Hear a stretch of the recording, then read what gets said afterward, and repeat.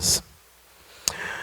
Eu queria começar lendo um texto escrito por um político muito conhecido, chamado Mao Tse-tung,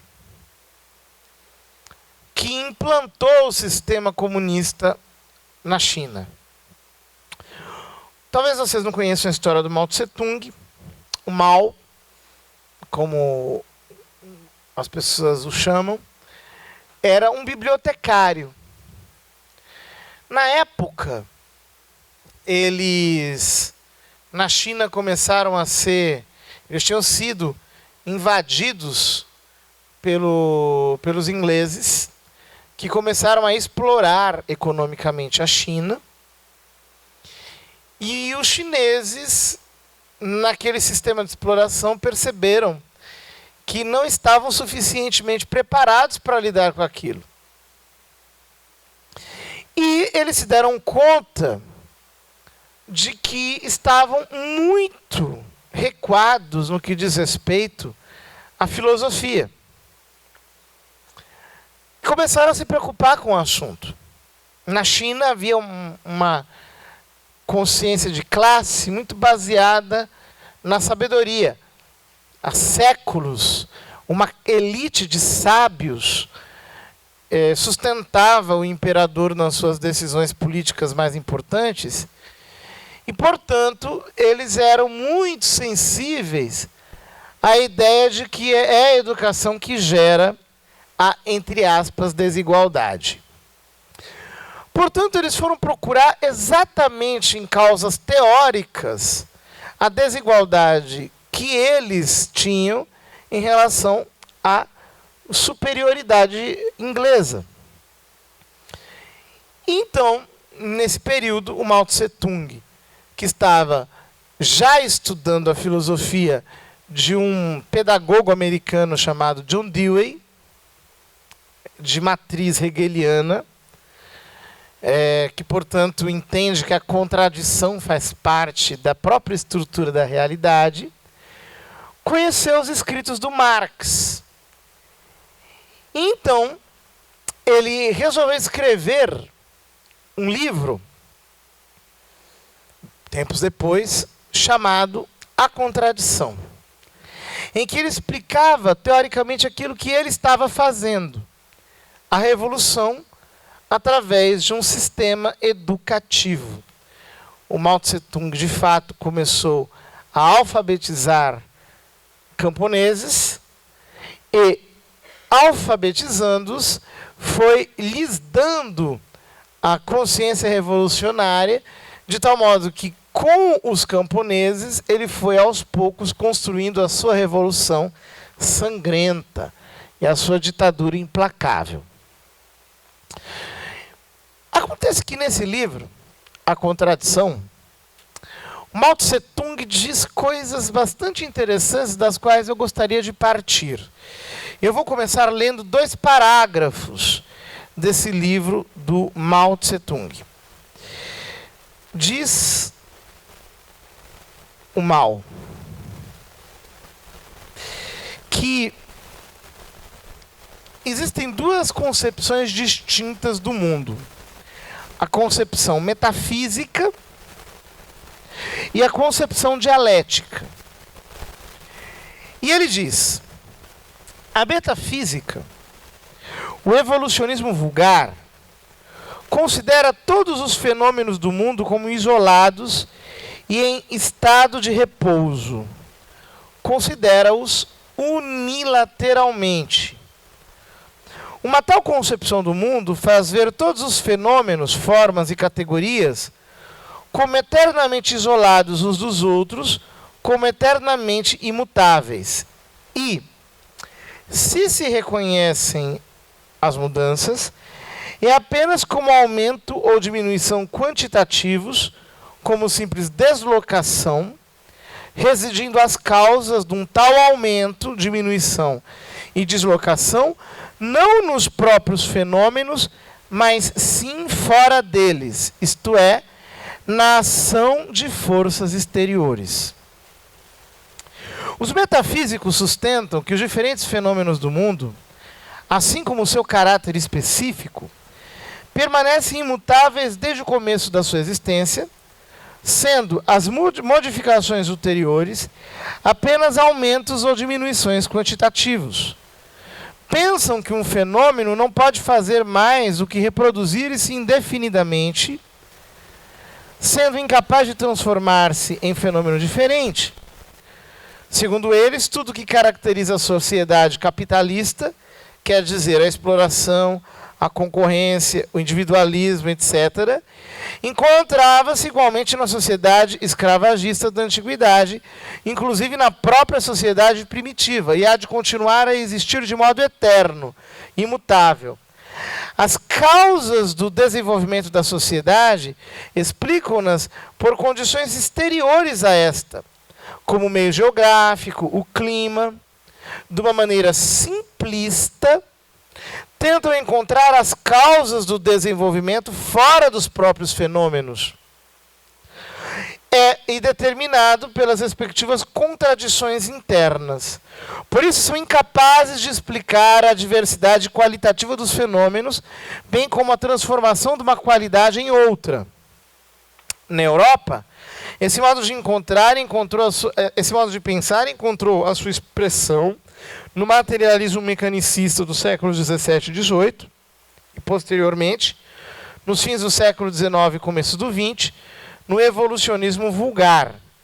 Na China, o pensamento metafísico que se exprimia na afirmação o céu é imutável, imutável é o Tao, foi defendido durante muito tempo pela classe feudal decadente no poder. Quanto ao materialismo mecanicista e ao evolucionismo vulgar, importados da Europa nos últimos 100 anos, encontraram seus defensores na burguesia. Essa é a primeira ideia do Mao Tse-tung. Você tem um pensamento metafísico. Esse pensamento metafísico é simplista. Isso é ingênuo. Acha que a causa das mudanças dos fenômenos sociais está fora desses fenômenos. E que eles são, de algum modo, eternos. Só que tem um segundo modo, que é o que ele chama de concepção dialético-materialista. Diz ele: contrariamente à concepção metafísica do mundo, a concepção materialista dialética entende que, no estudo do desenvolvimento de um fenômeno, deve partir-se do seu conteúdo interno, das suas relações com os outros fenômenos. Quer dizer, deve considerar-se o desenvolvimento dos fenômenos como sendo o seu movimento próprio, necessário, interno, encontrando-se, aliás, cada fenômeno no seu movimento, em ligação e interação com os outros fenômenos que o rodeiam. A causa fundamental do desenvolvimento dos fenômenos não é externa, mas interna. Ela reside no contraditório do interior dos próprios fenômenos. No interior de todo fenômeno há contradições. Daí o seu movimento e desenvolvimento. O contraditório no seio de cada fenômeno é a causa fundamental do respectivo desenvolvimento. Enquanto que a ligação mútua e a ação recíproca entre os fenômenos não constituem mais do que causas secundárias. Ou seja, prestem atenção aqui, ó. Façam um esforço para ficarem atentos. Eu sei que vocês talvez não estejam acostumados a lidar com textos densos. E logo depois do almoço precisam fazer um esforço para manter a concentração nestes. Mas façam esse favor, por favor, porque senão vocês não vão entender o que eu estou querendo dizer aqui. Em outras palavras, o Mao Tse-tung está dizendo com razão que existem duas concepções, nessa perspectiva dele, da história, do mundo. A primeira é a concepção tradicional que diz que os fenômenos são alterados por causa de um agente, né? Então, por exemplo, se essa porta se abre, você vai dizer, por que essa porta se abriu? Alguém abriu essa porta, ela estava mal fechada e passou um vento, e o vento a abriu. Se a gente ouve um barulho, imediatamente a gente se move na direção do barulho e diz, o que aconteceu? Porque aquilo foi causado por alguém.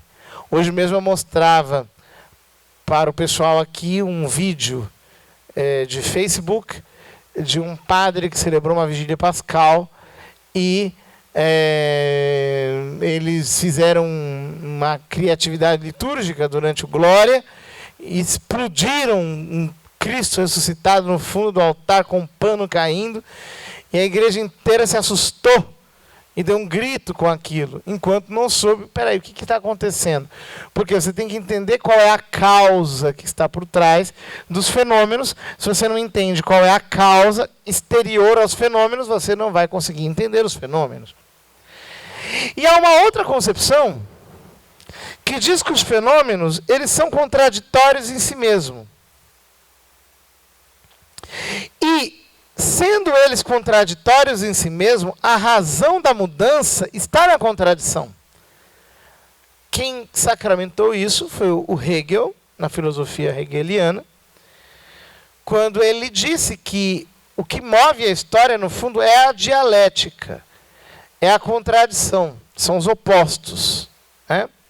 É uma ideia que já está antiga na gnose, ela não é uma ideia totalmente originária do Hegel. Aliás, existem livros que dizem que o Hegel foi esotérico, na verdade, que era cabalista, que no fundo ele professava uma religião gnóstica e a filosofia dele incorpora elementos disso na sua elaboração. Me parece muito verossímil. E segundo ele, o que move a história são essas contradições. Então, você não tem que procurar uma causa externa. As coisas são assim. A contradição está aí. E essas contradições, elas precisam ser impulsionadas para que a história possa andar. Inclusive, você precisa explodir contradições para você fazer uma passagem histórica. Sem uma revolução, você não consegue mover a história. É óbvio que o Marx depois traduziu isso em termos políticos um pouco mais claros, dizendo que você tem que, de fato, surfar nas contradições. Ele acreditava que o máximo da contradição histórica era a contradição entre a burguesia e o proletariado, e que essa contradição seria, no fundo, a última grande contradição, e que ela iria explodir em 1848 ia dar origem à sociedade socialista, à sociedade comunista depois. Porque essa contradição era a mais radical que existia até então. Que é a mais radical? Ele tem razão.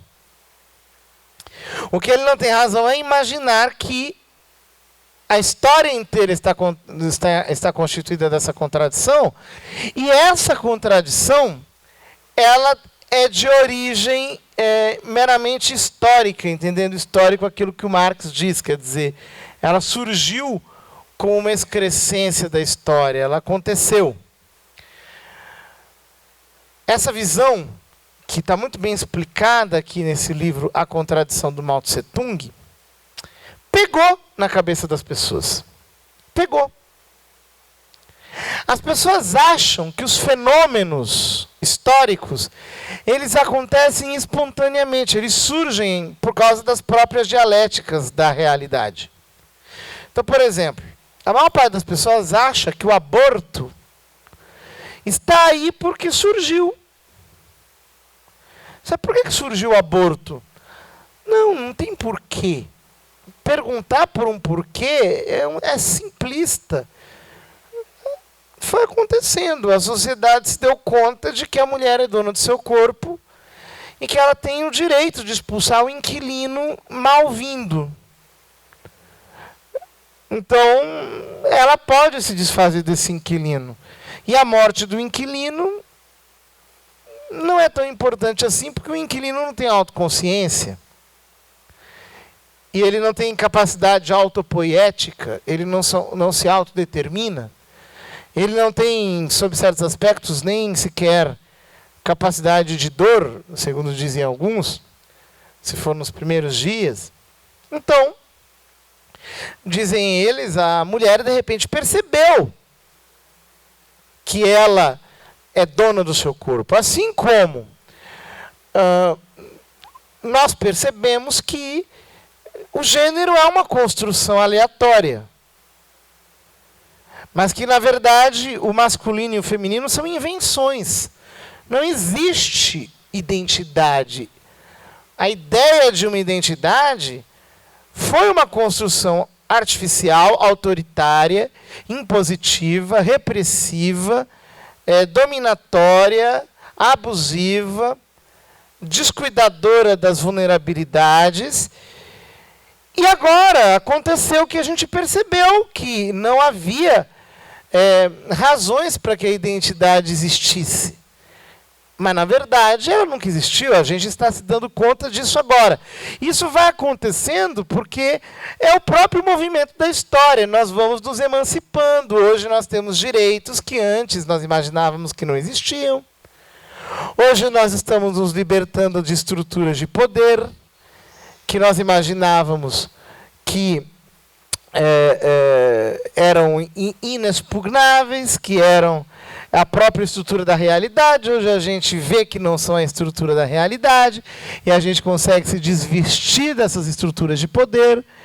Então, segundo essas observações, você encontra isso assim na sua escola, os seus colegas de colégio, as suas amigas de cabeleireiro, as pessoas da sua família pensam assim. Elas acham que isso são problemas de hoje em dia. Que hoje em dia existe, de fato, o problema dos direitos das minorias sexuais, que antes não existia isso, mas surgiu tudo muito espontaneamente. E as pessoas, inclusive, inventaram um jargão para nos impedirem de ver a causa extrínseca. Toda vez que a gente diz que há uma causa por trás disso, eles falam, credo, lá vem você com essa teoria da conspiração. Lá vem você com essa ideia macabra de que existe uma intenção por trás. Que bobagem, as pessoas são boas. Aliás, eu acho que eu vi um gatinho.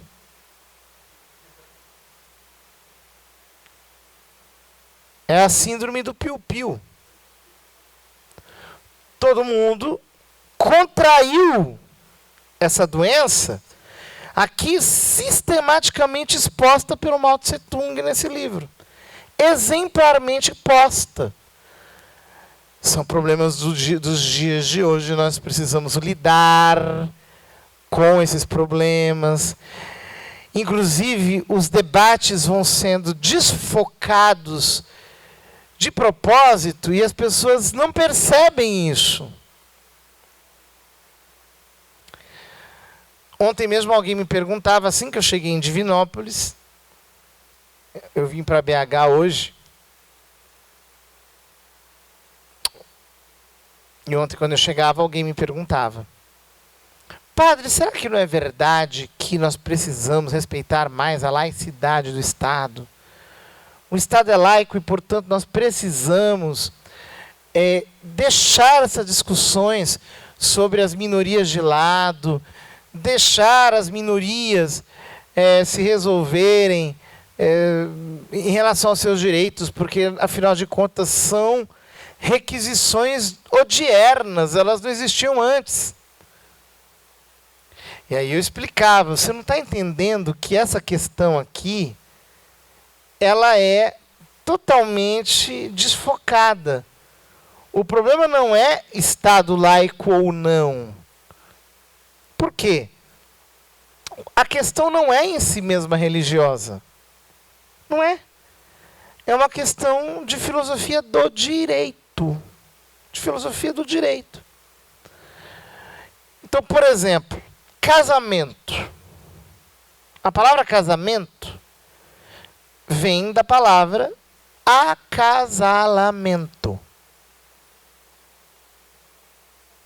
Ora, portanto, ela está baseada na ideia dos dois sexos que se complementam.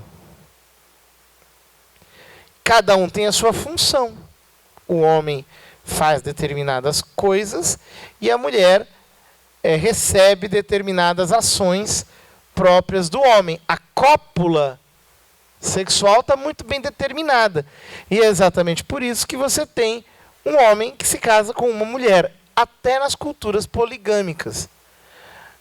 Nas culturas poligâmicas, um homem se casa com uma mulher, depois ele pode se casar com outra mulher, depois ele pode se casar com outra mulher, mas você não tem um casamento triplo, você tem 3 casamentos. Mas os casamentos são sempre binários. Por quê? Existe como um homem copular simultaneamente com 3 mulheres, 4 ou 5, ele não tem equipamento biológico para isso. Ou seja, casamento vem de acasalamento. Ora, a partir do momento em que você constrói uniões artificiais e as chama de casamento, por exemplo, a partir do momento em que o homem pode se casar com outro homem, e aí você não tem mais a complementariedade sexual e não tem mais a função sexual, tudo passa a ser combinável, tudo passa a ser conversável, não há uma função determinada. O que te impede de casar 3 homens? 4.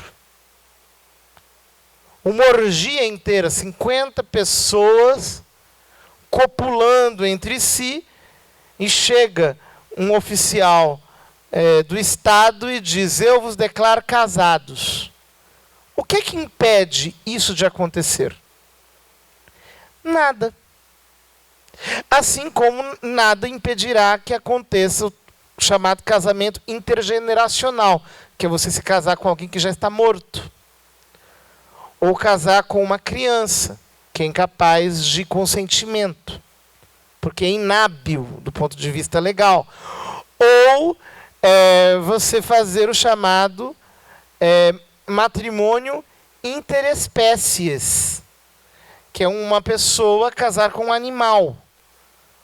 Ou você realizar o chamado automatrimônio, que é a pessoa se casar consigo mesma e viver narcisamente feliz para sempre consigo.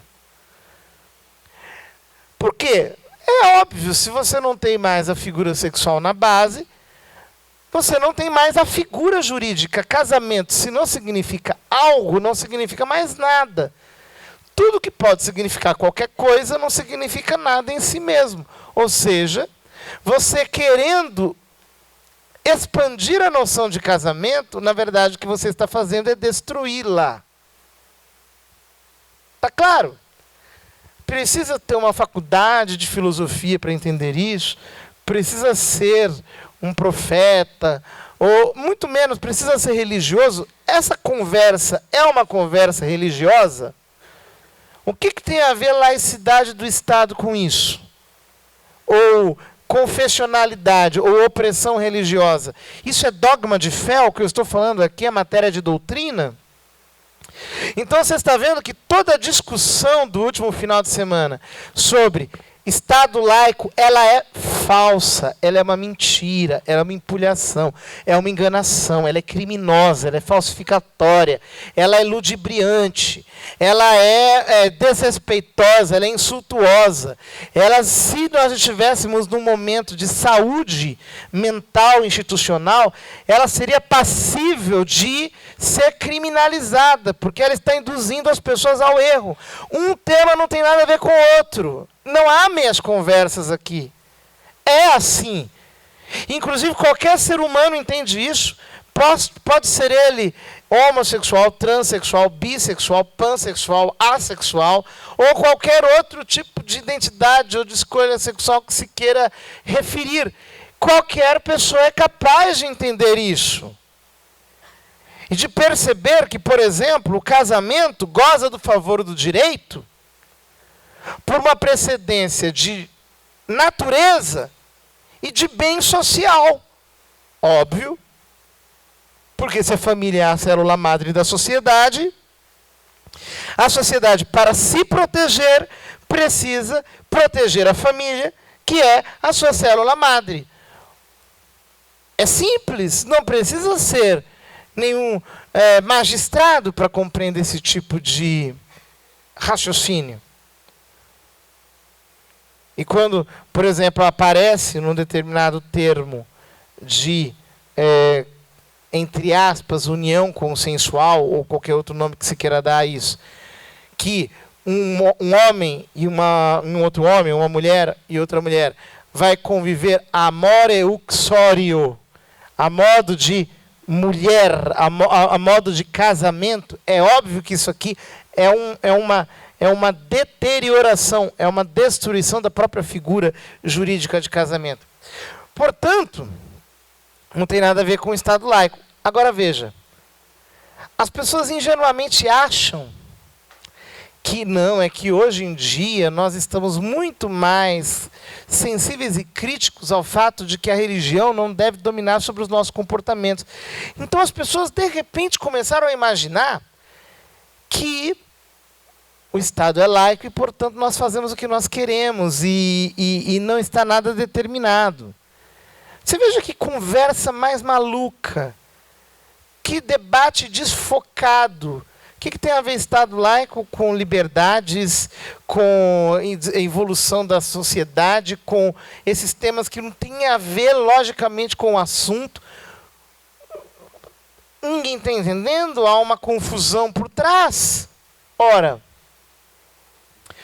se há uma confusão por trás, e as pessoas são induzidas a acreditar que não há uma causa exterior, que ninguém está fazendo isso, que isso é geração espontânea, que isso é apenas resultado do desenvolvimento da sociedade, a consequência será que, em havendo alguém, nós não estaremos atentos ao fato de que este alguém o está fazendo. Ou seja, você tem um agente oculto que goza do favor da sua própria ocultação.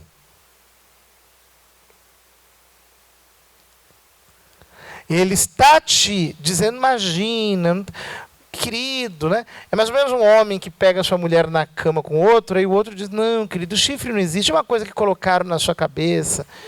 Mas é tudo uma figura de linguagem, imagine só, você está imaginando coisas. Não vamos te levar para o psiquiatra, você está tendo alucinações. Não existe nada disso, nós todos chamamos, olha aqui, eu e a sua esposa, nós queremos o seu bem. Né? Quer dizer, note, é exatamente isso, né? Exatamente isso. As pessoas adquiriram o vício mental de se protegerem da ideia de que existe um agente externo, inclusive estigmatizando a possibilidade de que haja um agente externo com a alcunha, com o clichê, com o rótulo de teoria da conspiração, ou obscurantismo, ou seja lá o que for. Então, a primeira coisa que nós temos que fazer para nos aproximarmos dessa temática é analisá-la com calma e perceber se existe ou não existe um agente externo. Quer dizer, há uma mão por trás do fantoche que se mexe ou não? Se há uma mão, quem é? A gente precisa abrir a cortina e perceber. Quem é que está movendo essas coisas? O Mao Tse Tung diz que elas se movem por si mesmas. Será? É isso mesmo? Isso não procede de lugar nenhum? É isso mesmo? Ora, não é isso mesmo. E é muito simples você perceber isso. Basta você rastrear quem está fazendo. Desde a coisa mais básica que é siga o dinheiro. Siga o dinheiro, né? A rota do dinheiro, de onde está vindo o financiamento. Você vai perceber quem é que está por trás, e não é muito difícil você fazer isso. Né? Até bem pouco tempo atrás havia um site nos Estados Unidos, parece que não existe mais, eu pelo menos nunca mais vi, que era exatamente isso. Ele mostrava quem são os financiadores das grandes ONGs, desses grupos boníssimos que existem no mundo, promovendo de uma maneira altruísta e desinteressadíssima o nosso bem pessoal sem que nós queiramos. Então quem é que está financiando? É uma pergunta. Quem é que está por trás? Quais são as suas intenções? E quando nós percebemos isso, nós notamos que essa história de que existe uma teoria da conspiração, essa frasezinha de efeito, isso é apenas sinal de ignorância, só isso, não é outra coisa. O rastreamento nos levará à mão que está movendo os fantoches. Nós vamos compreender isso. Na verdade, existem dois modos de fazer. Um primeiro modo é o modo mais difícil, que é aquele com o qual a gente começa a estudar esses fenômenos. Os primeiros pró-vidas fizeram exatamente isso. Eles viram o assunto do aborto. Aborto, todo mundo de repente começa a falar de aborto, de onde está vindo isso. Foram ver de onde estava vindo. Peraí, mas tem gente trabalhando para isso? Mas que coisa mais maluca, matar bebês. Por que estão fazendo isso? E aí foram vendo, foram analisando, juntando causa com causa, fazendo o contrário do que diz Mao Tse-tung. Mao Tse-tung diria, não, mas é que as mulheres hoje em dia elas entenderam que abortar não tem problema. Existe técnica para isso, antes não existia. Hoje existe ultrassom, antes não existia. Hoje existem técnicas de aborto seguro, antes não existia. Então, hoje nós temos meios técnicos, a consciência moral está mais soft. As pessoas estão compreendendo tudo de um modo um pouquinho menos problemático, menos religioso, menos culposo. O superego da sociedade foi caindo e hoje em dia as pessoas estão muito mais free. E assim elas abortam. Qual é o problema? Diria uma abordagem do Mao Tse-tung. Os primeiros pró-vidas foram entendendo que não, peraí, vamos ver o que está por trás, e aí foram percebendo exatamente o que existe por trás. Quem é que está movendo isso, até que você chegou ao núcleo da questão. O problema é exatamente esse, chegar ao núcleo da questão. O primeiro caminho é esse, é o caminho, digamos assim, indutivo, dos efeitos até as causas. Como esse caminho é difícil, eu vou fazer o outro caminho, que é das causas aos efeitos. Já partindo dessa compreensão, eu vou começar a partir das causas, mostrando para vocês como é que elas foram se desenrolando, até nós produzirmos os efeitos que nós temos aí diante de nós hoje em dia.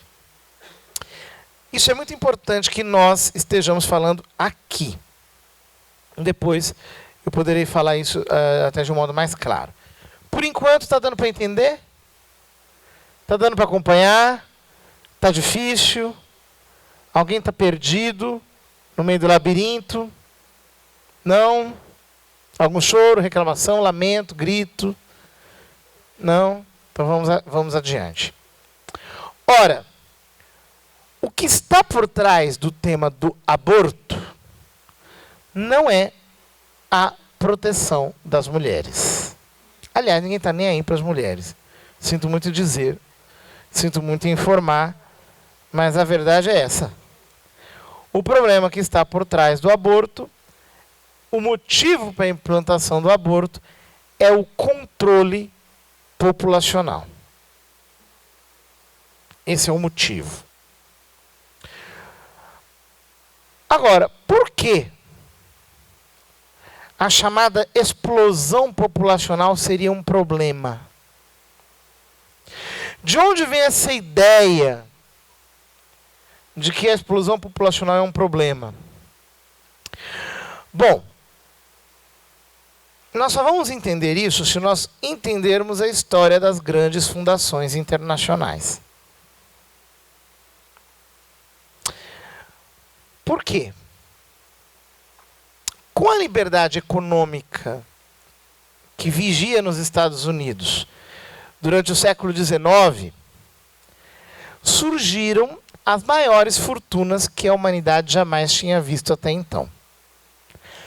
oceanos de dinheiro.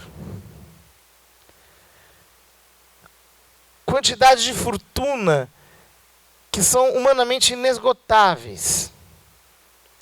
Impossíveis de se ver. É que nem você olhar o oceano. Qual é a pessoa que consegue olhar o oceano no nível da proximidade sua com o oceano? Não tem jeito. Não dá. Ou você se afasta e tem uma visão mais completa desde um ponto de mira muito distante, e aí você não vai perceber de perto o oceano.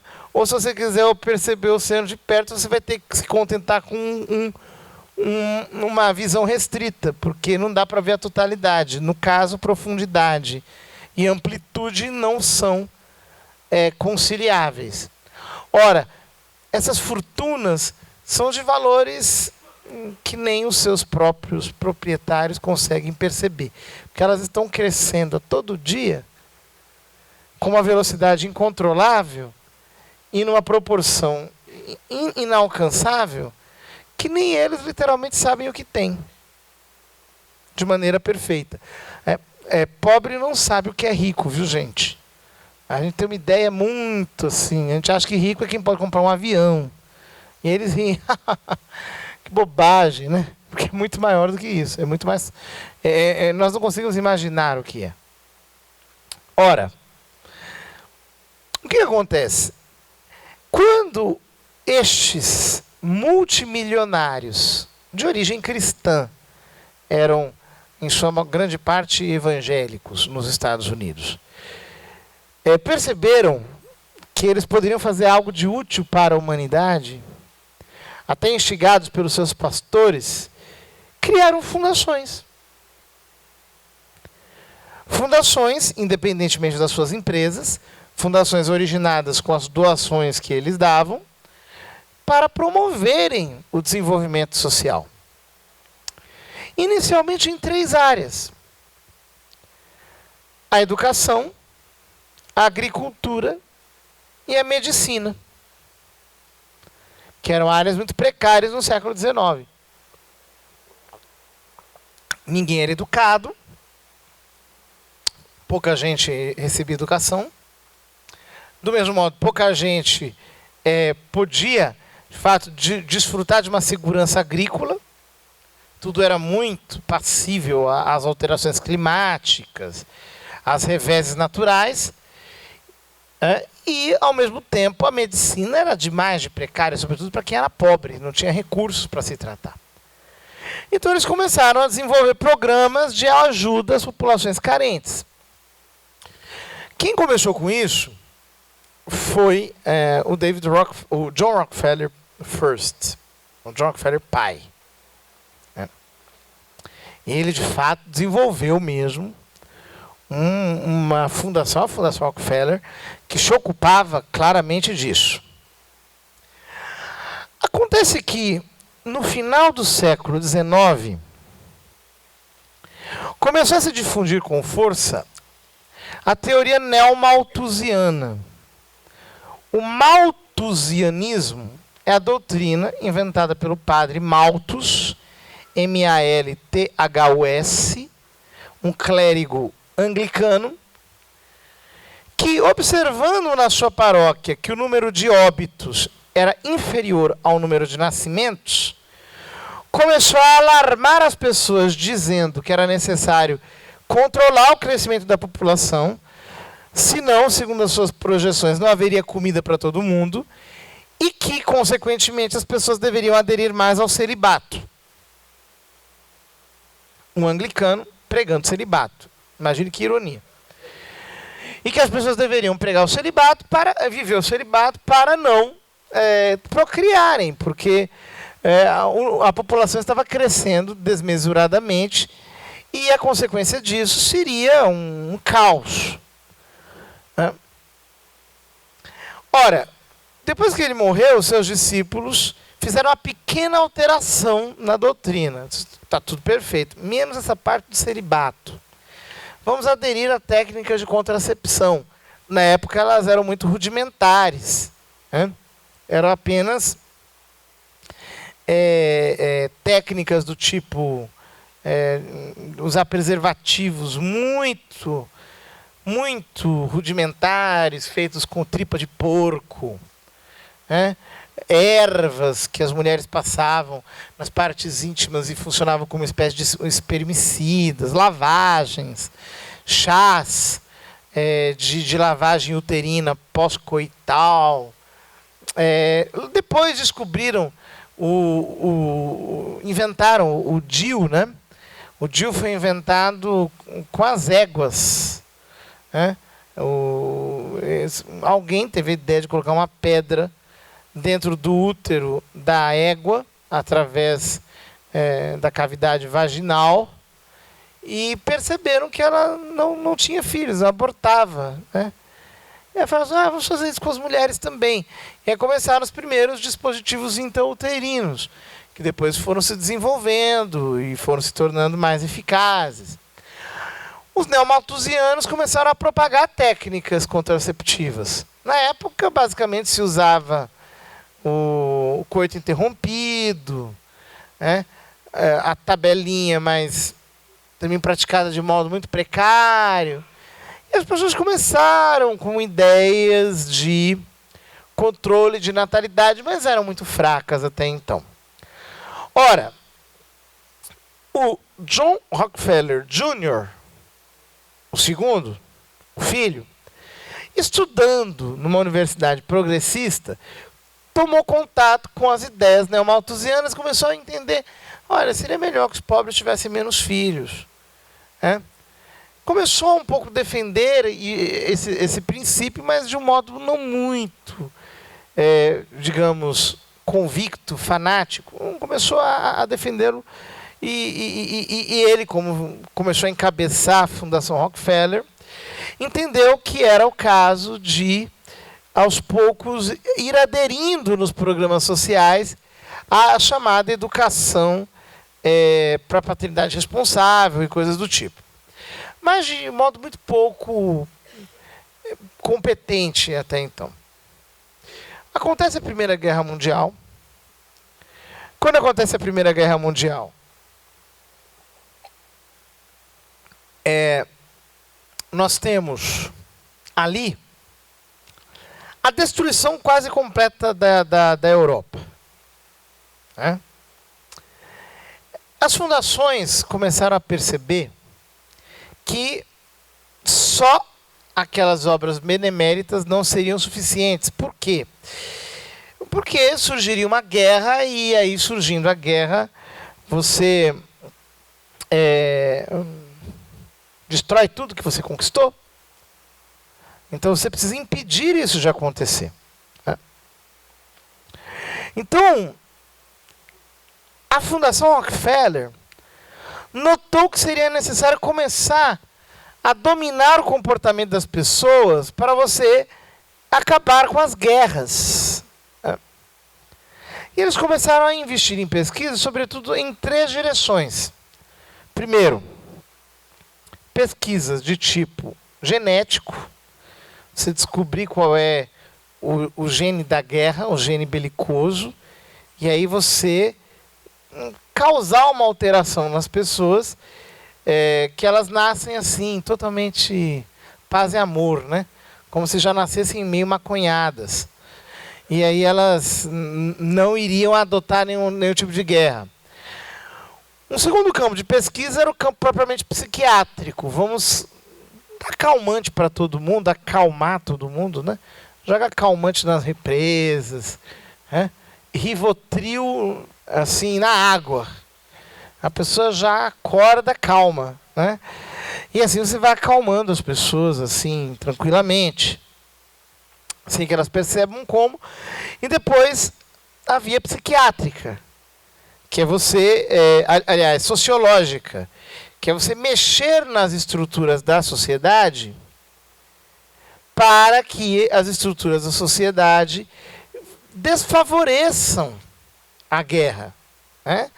Desfavoreçam atitudes beligerantes das pessoas. Ora,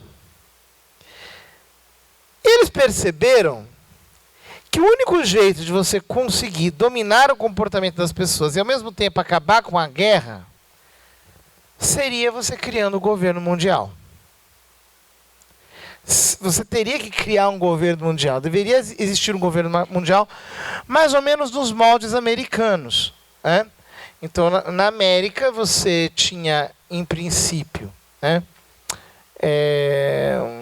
o faroeste, em que todo mundo resolvia as coisas na base do tiro, né, olho por olho, dente por dente. Depois você criou os estados exatamente para resolver essa questão de justiça entre as pessoas.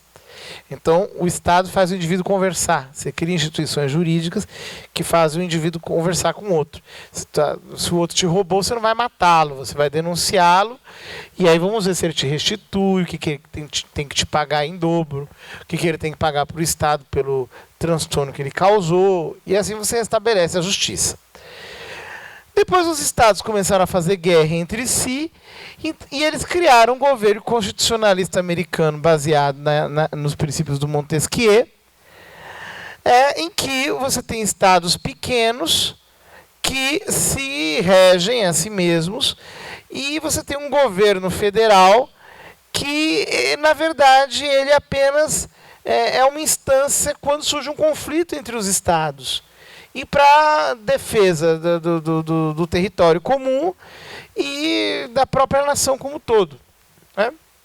Mas um Estado que não é muito invasivo.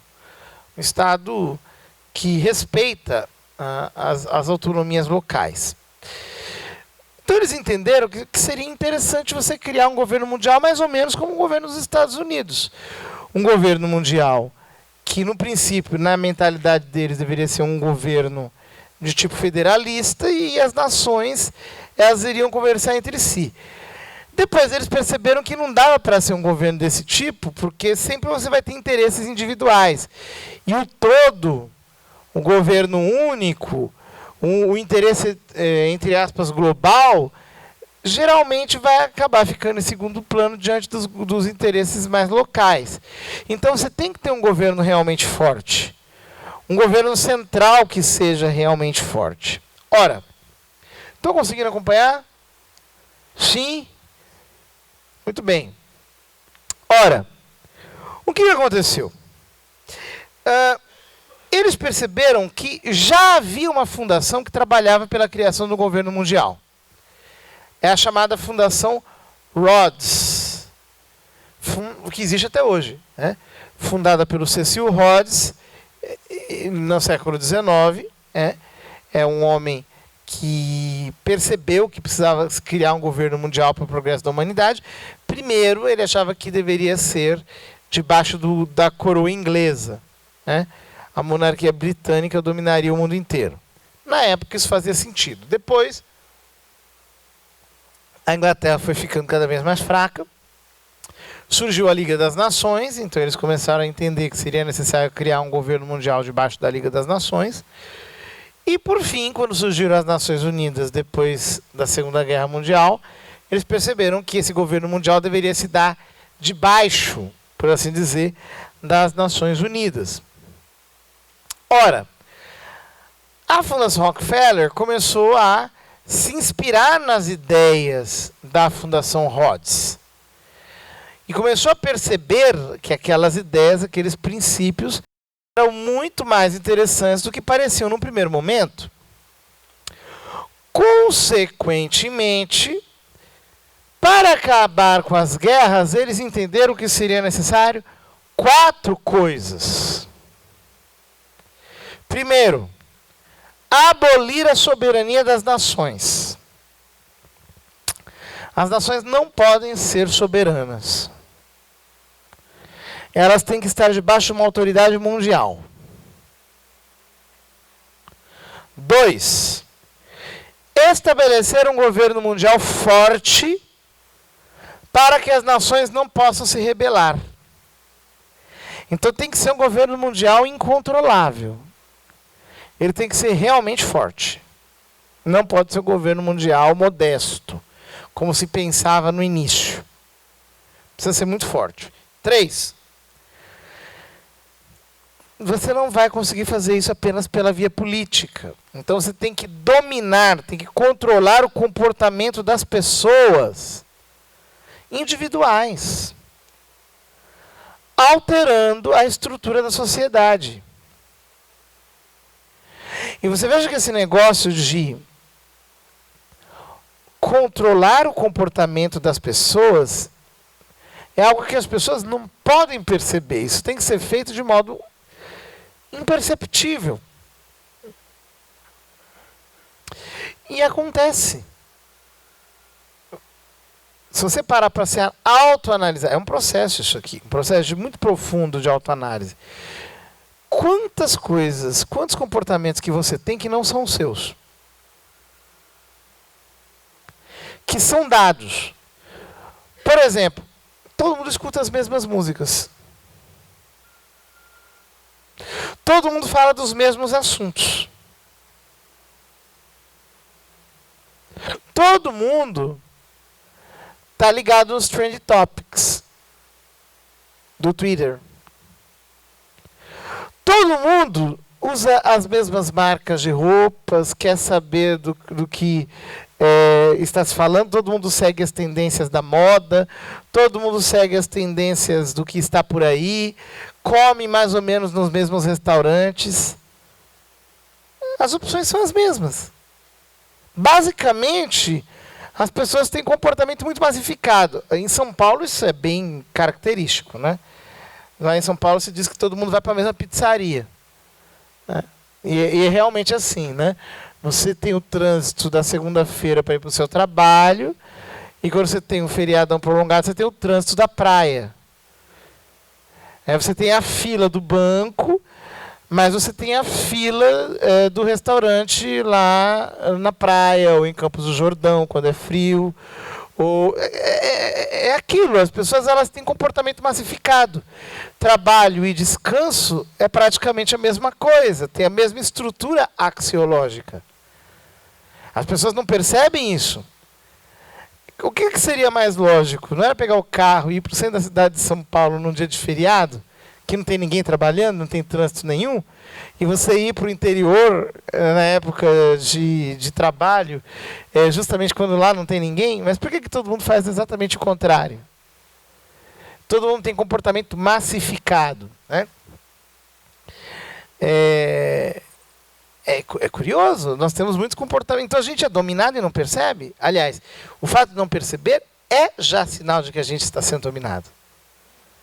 O fato de que a gente faz exatamente as mesmas coisas, consome os mesmos produtos, fala dos mesmos assuntos, é guiado pelas mesmas percepções, a gente não consegue furar o bloqueio da estrutura que criaram para que nós vivamos circunscritos àquela realidade, ao show de Truman. A gente vive naquele mundo que foi criado para a gente. É exatamente isso, é o controle do comportamento individual. Até gente da igreja, né? Até gente da igreja, você percebe que você quer quebrar um paradigma. Fala assim, não precisa fazer assim. Por que você tem que fazer assim? A pessoa não consegue. Não, mas não pode, tem que ser assim. Porque está todo mundo fazendo aquilo. A pessoa ela não tem segurança suficiente de agir contra a corrente, digamos assim. E o quarto ponto para a criação do governo mundial é o controle populacional, claro. Porque uma população grande significa duas coisas. Primeiro, famílias numerosas, e a família numerosa é muito mais unida do que uma família nuclear, óbvio. Uma família numerosa é uma família em que as pessoas se defendem muito mais, elas se identificam muito mais, elas têm uma base muito mais forte. E, em segundo lugar, muita gente no mundo significa muito mais pessoas, o que dará mais trabalho de controle. Então você precisa fazer as pessoas se tornarem ilhas para que você consiga dominar o comportamento delas. Se você não as isolar, elas não se tornarem átomos soltos na sociedade, você não consegue controlar o seu comportamento. Tá claro? Tá claro? Tá ficando claro? Então você precisa que as pessoas sejam indivíduos avulsos. Aliás, não tem nada que nos deixa mais inseguros na vida do que ser avulsos. Se você já fez uma experiência de intercâmbio, mesmo que seja por 15 dias, vai ficar solto em Nova York. É desesperador. Você sozinho, sem conhecer ninguém, sem saber o que fazer, sem ter noção do que vai... Por quê? Porque aquela realidade em que você é um ente avulso, uau, você não tem referências, você não sabe o que você faz. É mais ou menos a sensação que a gente tem quando a gente fica perdido num lugar desconhecido. Você vai visitar alguém numa região, acho que todo mundo já teve essa experiência, você está num lugar desconhecido, e de repente você está perdido, você não consegue mais, cadê? Onde é que está fulano? Você começa a vaguear e não sabe o que você está fazendo ali, você está solto, é uma sensação desesperadora. Você nunca está tão vulnerável quando você é avulso. Ser avulso é se tornar vulnerável. Aliás, o Emile Durkheim, no livro dele, O Suicídio, mostra como, quando a sociedade perde as suas estruturas primárias, você perde a referência direta à família, você perde aquilo direto, você se torna tão fraco, você fica tão desesperado, que a sua vida diante dos seus olhos se torna tão descartável que a ideia de se matar cresce diante dos seus olhos.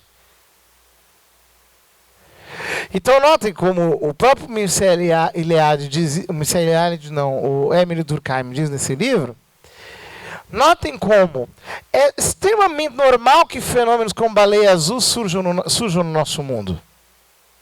É claro. A vida não vale mais nada. A família não tem valor algum, você não consegue perceber sentido mais. É tudo tão descartável, em casa você tem tanta gente desconhecida.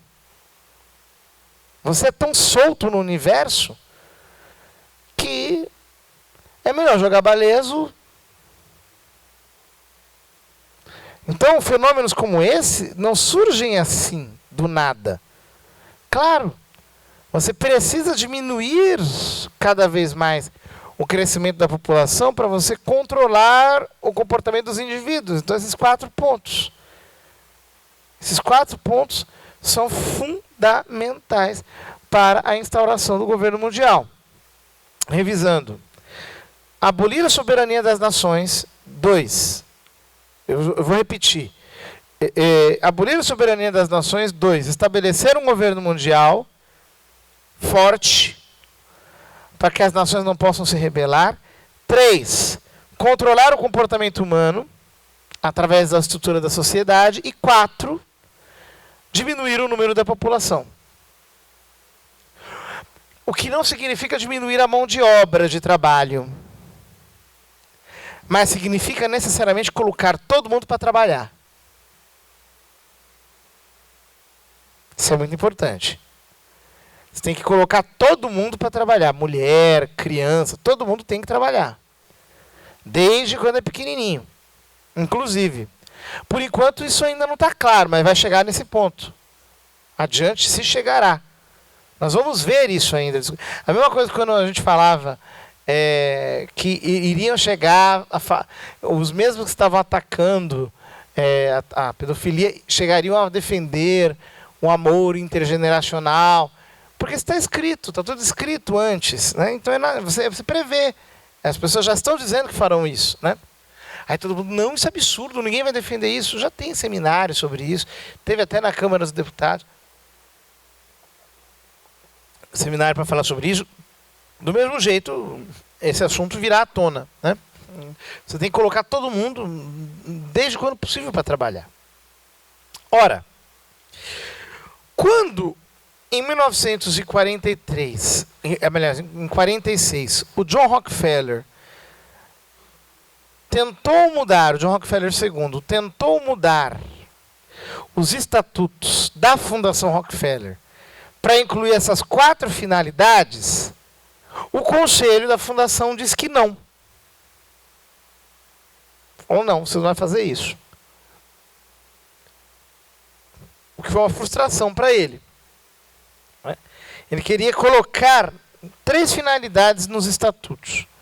Alterar as relações internacionais, através dessa palavra, né? Alterar as relações internacionais, na verdade, ele estava falando de eliminar a soberania das nações. 2, fazer estudos sociológicos para entender as estruturas sociais, e aí ele estava já embutindo a necessidade de controlar o comportamento das pessoas pela via sociológica, estava embutida a ideia aí por baixo. E por último, preocupar-se com os problemas internos dos Estados Unidos. E aí estava escondido o problema do controle populacional. Porque eles entendiam que um problema da máxima importância era o controle populacional. Eles achavam que era uma urgência política, senão a América ia entrar em convulsão. Então precisavam diminuir o crescimento da população. A Fundação Rockefeller não aceitou. Mas acontece que isso foi em 46. No ano de 36, 10 anos antes, morreu o Henry Ford. E quando morreu o Henry Ford, ele deixou 80% da sua fortuna para a fundação que ele criava com a sua morte, que era a Fundação Ford. Então notem que as empresas Ford até hoje são tocadas com 20% da herança do Henry Ford. Imagine o que é 80% disso. A Fundação Ford passou a ser a fundação mais rica do mundo. 1936. Só que uma fundação rica que não tinha estatuto, não tinha ninguém lá dentro. Ela se criava, mas ela não tinha... Então, veja, eles pediram a ajuda do John Rockefeller para compor os estatutos. O John Rockefeller ajudou a compor os estatutos. Ele não tinha conseguido em 46, mas em 49 eles publicaram os estatutos da Fundação Ford. Você encontra na internet. Chama-se Gaither Report. Rowan Gaither foi o primeiro presidente da Fundação Ford. Rowan, R-O-W-A-N, Gaither, G-A-I-T-H-E-R. Você encontra eles também escondidinho. Antigamente era mais fácil de encontrar, agora eles esconderam. Você não encontra tão fácil assim.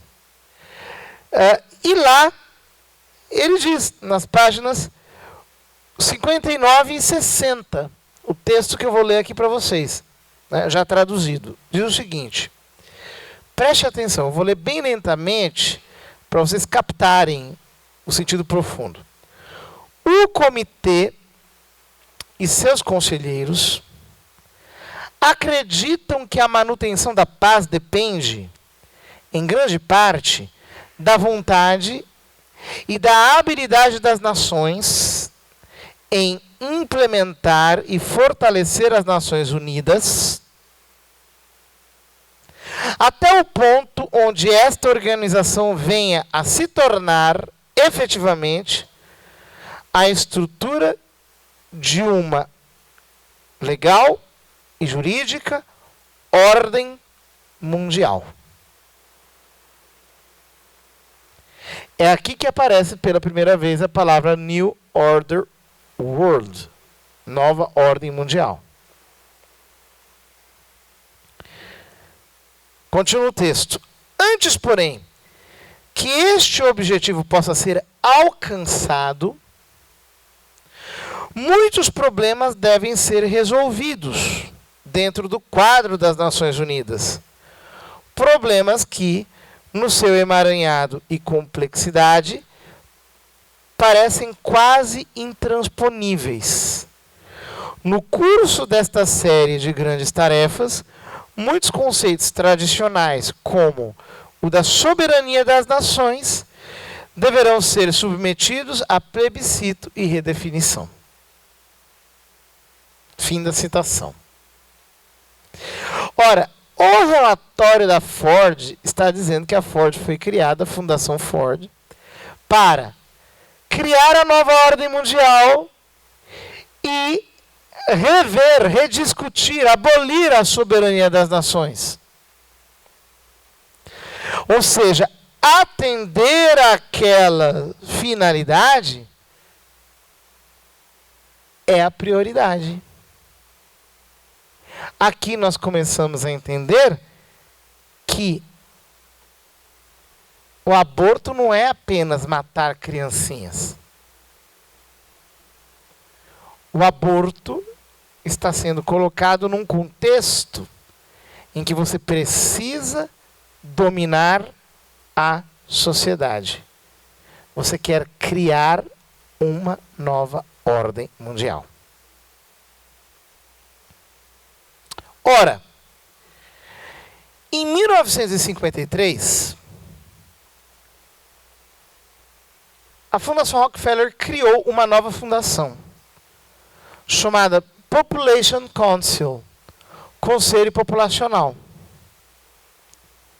fundada por 27 especialistas, com a finalidade de implantarem a cultura da morte. Eles não chamam assim, quem chama cultura da morte, quem criou esse nome de uma maneira felicíssima e mais precisa impossível foi São João Paulo II, na encíclica Evangelium Vitae. E diz aliás, criou-se o Conselho Populacional para promover, de fato, uma política de controle demográfico no mundo inteiro. Até 1953, o mundo era pró-vida, gente. O aborto era punido como crime no mundo inteiro. As pessoas achavam que o aborto é uma abominação. Não que não existisse, mas era algo tão absurdo que as pessoas entendiam com a clareza meridiana que o aborto é o absurdo mais absurdo que existe. Você matar um bebezinho no útero da própria mãe. Em 1953, começa-se, é o início, tem data, é o início da cultura da morte, a fundação do Conselho Populacional. Foi aí que começou, de fato, a reflexão sobre o modo de você incutir isso nas pessoas. No começo, os primeiros 3 períodos do Conselho Populacional foram períodos em que você colocava técnicas de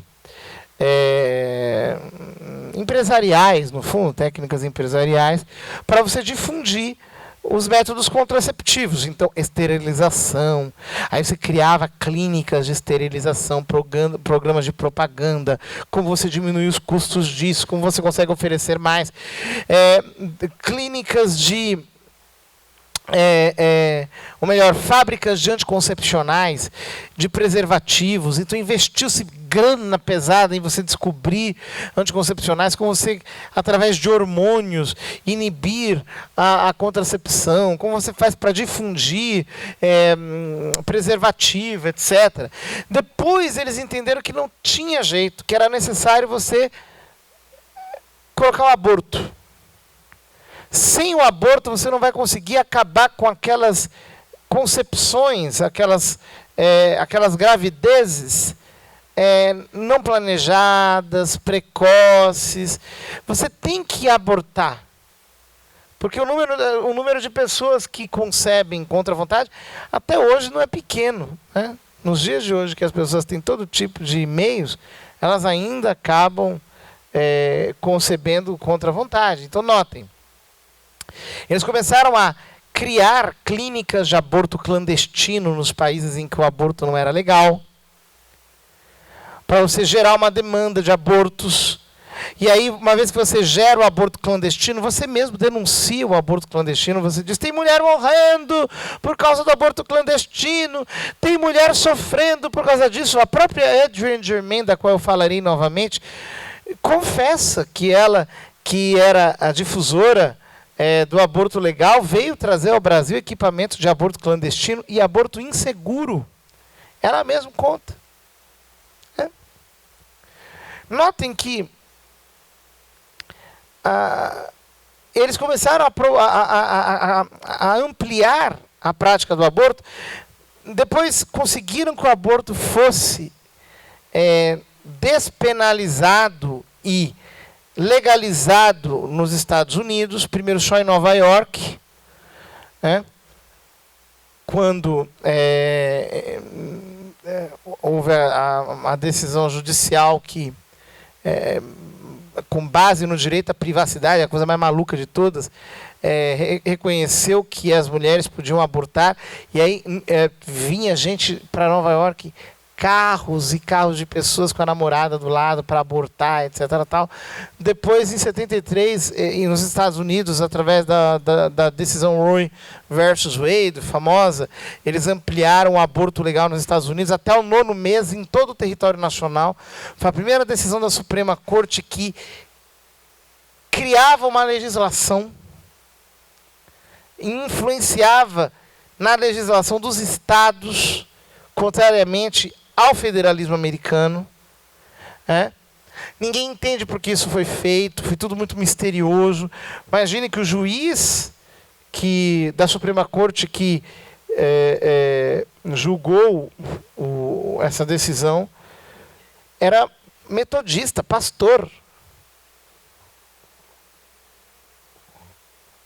Os motivos ficaram obscuros até a sua morte. Como é que isso aconteceu? Claro, a gente percebe que há uma movimentação por trás muito grande, o Conselho Populacional estava trabalhando pesado. Depois, eles entenderam que não dava para fazer isso na América Latina, porque tinha muito católico. Então, eles criaram uma organização, a Ford criou uma organização, chamada Católicas pelo Direito de Decidir, para minar a resistência católica. Então pegaram uma ex-freira, a Frances Roberts, que se tornou ateia, completamente ateia, e disseram, olha, você você foi freira, você é a pessoa ideal para criar uma fundação católica para promover o aborto e minar a resistência da teologia moral católica. E aí ela fundou. Ela diz que, no começo, eles começaram timidamente, mas depois veio uma doação da Ford, que era pequena, mas muito significativa e que deu um pontapé inicial no trabalho da Catholics for Choice, das Católicas pelo Direito de Decidir. Uma doação pequena de $30 milhões por país, para assim, dar uma cócegas assim, inicial no trabalho das Católicas pelo Direito de Decidir. A Frances Roberts disse isso no livro dela. É Frances Kinsey, desculpa, não é Frances Roberts não, Frances Roberts é outra. Frances Kinsey. E aí, eles foram difundindo isso por todo lado, até o ponto que eles notaram no final da década de 60 que tudo aquilo era muito inútil. Um dos membros do Conselho Populacional era o famoso sociólogo americano, funcionalista Kingsley Davis. E o Kingsley Davis escreveu um artigo chamado Population Policy. Will current programs succeed? Política populacional. Os programas atuais terão sucesso? E quando ele escreveu esse artigo, na verdade, ele tinha tido uma briga com o presidente do Conselho Populacional, tentando explicar isso para ele. Não entenderam. Depois ele escreveu na revista Science o artigo e mostrou que você não é com métodos empresariais que você vai conseguir ensinar as mulheres a abortarem. Você tem que afetar as motivações das mulheres. São métodos sociológicos. Você tem que mudar a metodologia. Então ele escreveu esse artigo. No primeiro momento ninguém entendeu. Olha o que ele escreve. Vamos ver aqui alguns trechinhos do artigo do Kingsley Davis. Diz ele: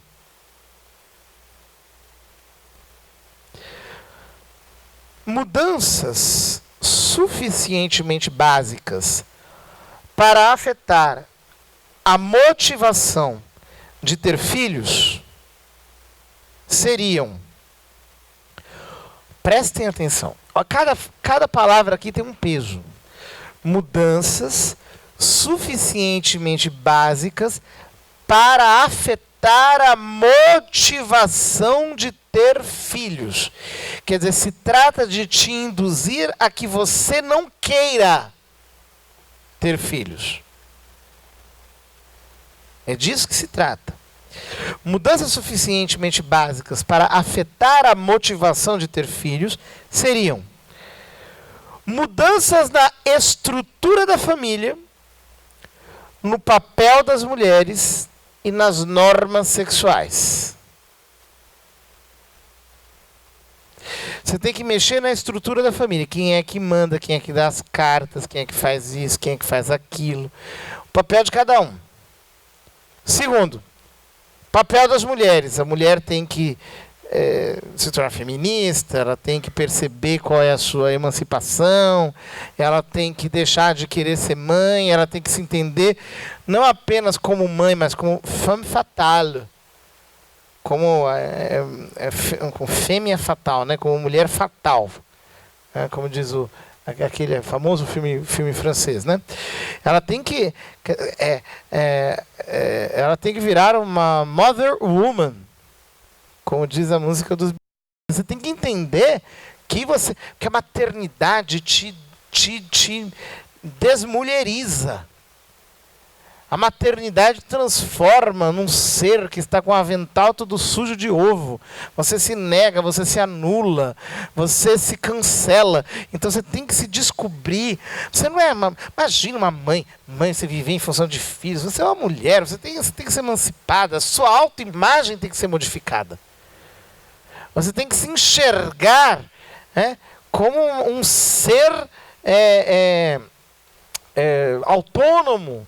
Isso é uma tarada, uma sei lá o quê, não sei como é que eu posso descrever isso, mas está dando para entender mais ou menos o que está aqui por trás.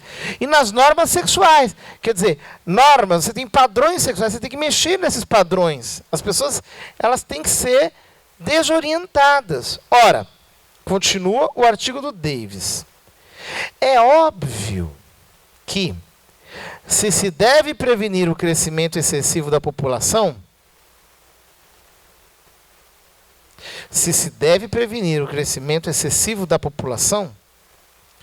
será necessário impor, de alguma forma, limites à família. A família não pode crescer. Você tem que limitá-la. Entretanto, continua ele, devido ao fato de que os cargos familiares são reforçados pelos sistemas de recompensas, castigos, sentimentos e normas da sociedade, qualquer proposta de se diminuir a posição da família é vista como uma ameaça, tanto pelos conservadores como pelos liberais. Então ele está dizendo, a família é recompensada socialmente. Então, por exemplo, se você casa, as pessoas dizem, que maravilha, você casou, parabéns, você é maravilhosa. Poxa vida, que coisa linda, um casamento, filhos, que coisa maravilhosa, está nascendo um bebê. Agora, quando você diz, não quero casar, só que, ai, credo, nossa, você não quer casar, como assim? Eu quero ficar ficando minha vida inteira, eu não quero ter ninguém, eu quero ser uma piriguete. Nossa, mas que coisa horrível, nossa, que coisa horrorosa. Eu quero ser enfim, um freelancer, Nossa, mas que cafajeste, que canalha. Quer dizer, a própria sociedade te pune. Então ele está dizendo, como a família é reforçada pela sociedade, então esse discurso aqui, a gente não pode ser ingênuo. Tanto os liberais quanto os conservadores não vão querer. Eles vão resistir. Então, consequentemente, nós temos que ir por um outro caminho. Continua ele. As pessoas são acusadas de tentar abolir a família. Mas o que se necessita é uma restrição seletiva da família em relação ao resto da sociedade. Nós não estamos querendo abolir a família. Nós queremos o direito de todas as famílias. Você já ouviu esse discurso por aí? Nós não queremos acabar, nós não somos contra a família, nós queremos todas as famílias. Ou seja, se qualquer coisa, se você pega um grupo de pessoas e amarra um laço e diz isso aqui é uma família, a família em si não significa mais nada. Tudo o que significa qualquer coisa não significa nada em si mesmo. Portanto, você restringiu a família natural, de tal modo que ela se tornou uma exceção cada vez mais estigmatizada, porque coisa horrorosa, casamento, tem que ter divórcio, gente, o que é isso? Uniões livres, né? Mas você tem que ter casamento desse tipo, casamento daquele outro tipo. Que horrível ter filho, filho é horroroso, mas você tem que adotar, você tem que dar filho para tal pessoa, barriga de aluguel para essa outra, você tem que fazer engenharia genética, gastar milhões com isso para que as pessoas tenham fertilização in vitro. Está entendendo? Então você vai restringindo a família, enquanto você do outro lado vai criando todo tipo de inflação da noção de família exatamente para destruí-la. Ora, continua o Kingsley Davis. E essa parte aqui é de uma precisão cirúrgica. Diz ele, um método estreitamente relacionado para se retirar a ênfase dada à família, o método é a modificação da complementariedade dos papéis do homem e da mulher. Você não quer que as pessoas tenham filhos, então você modifica a complementariedade do homem e da mulher.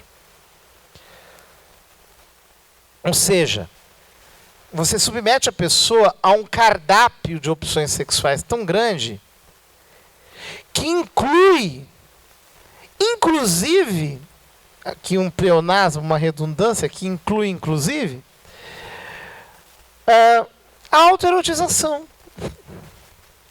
Inclusive, eu dei uma palestra desse tipo para um núcleo, que eu não vou dizer, né, um determinado coletivo, e eles me fizeram essa pergunta. O que nós estamos aqui propondo, então, nós estamos caminhando para uma era de revolução sexual, de liberdade sexual. Eu digo, não, de modo algum, vocês não estão entendendo.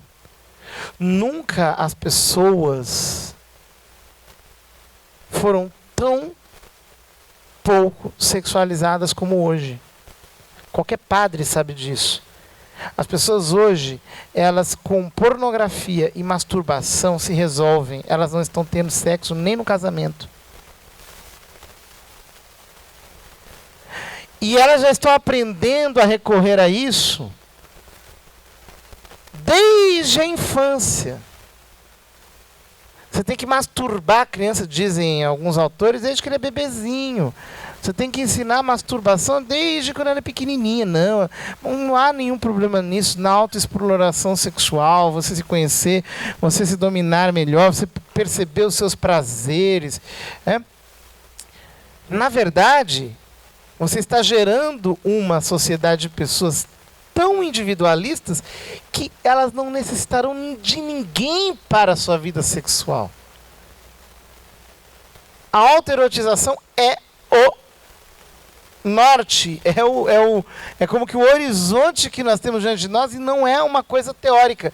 Você tem nos casamentos já essa realidade. As pessoas não estão mais fazendo relações sexuais. Às vezes eu, como pai, tenho que falar, minha filha, vai lá, pelo amor de Deus, vamos, meu filho, coragem. Porque eles não estão. Quantas vezes eu atendo jovens casados que eles dizem assim, nossa, padre, eu não vejo graça nenhuma na relação sexual com a minha esposa. Está tão viciado em masturbação que não enxerga mais graça na relação sexual. Mas nem com variedade. Fica totalmente sem graça. Nem mulher alguma. Ele não consegue. Porque isso vai gerando problemas. Eu tenho lidado com esse problema no dia a dia. Tem acontecido esse problema, essa realidade. Você tem esses... O que leva, por exemplo, um rapaz? Antigamente, um rapaz de 16 anos, ele só queria saber de arranjar namorada. Até a famosa música do Luiz Gonzaga, né? Ela só pensa em namorar, Mandacaru, quando fulorar na cerca, etc. Né? Ele estava falando de um fenômeno que na adolescência a pessoa ela queria namorar. Os jovens queriam namorar, eles tinham uma ansiedade pela vida sexual. O que leva um garoto, um adolescente, um jovem hoje, a ansiedade dele que é PlayStation, sei lá, cuidar do cachorro. Por que isso? Né? Não tem mais, não consegue pensar em namoro, não está mais no horizonte. Por quê? Alguma coisa está acontecendo, as pessoas não percebem isso. Você tem que modificar a complementariedade do homem e da mulher. Você tem que afetar a complementariedade do homem e da mulher. Acontece que o Kingsley Davis disse o que tinha que ser feito, mas ele não sabia como fazer isso. Foi então que eles entenderam que havia gente que estava já fazendo isso. No primeiro momento, o Kingsley Davis não conseguiu convencer o pessoal da Fundação Rockefeller, ninguém, nem o Conselho Populacional a aderir a isso. Ele mesmo conta que foi a aluna principal dele, a Adrienne Germain, que conseguiu fazê-lo. A Adrienne Germain, numa conversa de 2 horas com o Rockefeller, ela conseguiu convencê-lo de que essa era a tática que tinha que ter seguida. E aí eles começaram a subsidiar o discurso feminista. Então, a Adrienne Germain, junto com uma outra feminista chamada Susan Beresford, começaram a entrar em contato com coletivos feministas do mundo inteiro. E aí eles descobriram quem é que tinha chegado ao núcleo da questão. E quem tinha chegado ao núcleo da questão era nada mais, nada menos do que o Karl Marx. Ele havia chegado ao núcleo da questão. As feministas haviam descoberto que o Marx chegara ao núcleo da questão.